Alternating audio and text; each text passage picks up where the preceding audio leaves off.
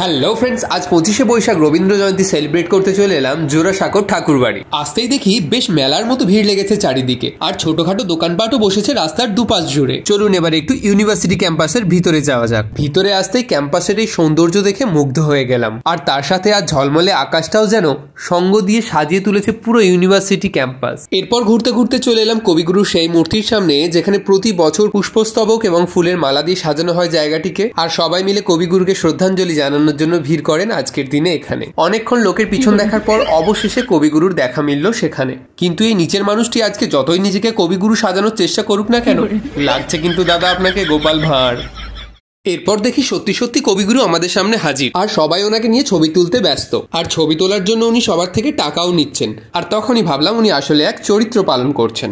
দেখতে ওনাকে বেশ ভালো লাগছিল, তবে যেটা খারাপ লাগার বিষয়, ছোট থেকে বড় সবার থেকে তো টাকা নিচ্ছিলেন, না দিলে আবার কথাও শোনাচ্ছিলেন।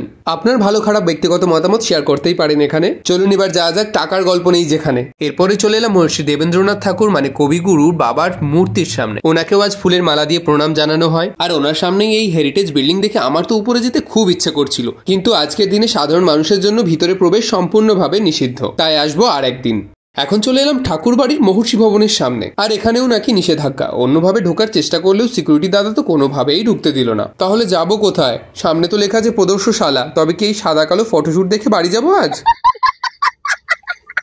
এরপরেই নজরে এলো সোনার তরী, কিন্তু না পেলাম সোনা, না পেলাম তরী, কিন্তু দেখতে পেলাম লুকিয়ে থাকা নর আর জ্বলছে এক নারী। আরে বাহ, বেশ মিলিয়ে ফেললাম তো।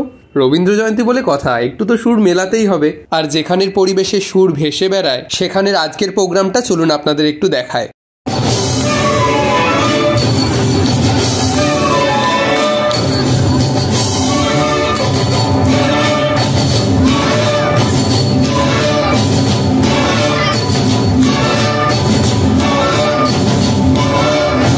আমার প্রোগ্রাম আজকে এখানেই শেষ, কিন্তু এই কাকুর প্রোগ্রাম এখনো লাইভ চলছে। দেখতে হলে চ্যানেলটিকে এক্ষুনি সাবস্ক্রাইব করুন, আর যারা ফেসবুক থেকে দেখছেন তারা পেজটিকে অবশ্যই ফলো করবেন। টাটা।